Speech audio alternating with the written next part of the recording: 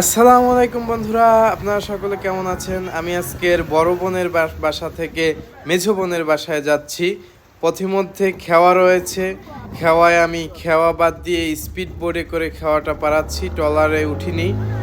তবে স্পিড বোটটা পুরনো হওয়ার কারণে বেশ কয়েকবার বন্ধ হয়ে যাচ্ছিল। তারপরেও যখন চলছে তখন দুর্দান্ত গতিতে ছুটে চলছে এপার থেকে ওপারের উদ্দেশ্যে।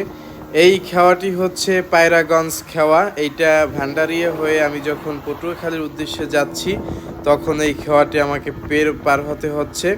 এটা পায়রাগঞ্জ ফেরিঘাটের খেওয়া। এই স্পিড বোটের গতি কিন্তু খুবই দুর্দান্ত, আপনারা দেখতে পাচ্ছেন পিছন থেকে। এটা কিন্তু খুব বেশি স্পিডে চলার কারণে পানি কিভাবে দোল খাচ্ছে। আপনাদের স্পিড বোটে চলতে কেমন লাগে আপনারা সকলেই কমেন্টে জানান। আমার খুবই ভালো লাগে, আমি খুবই উপভোগ করে থাকি। ধন্যবাদ সকলকে।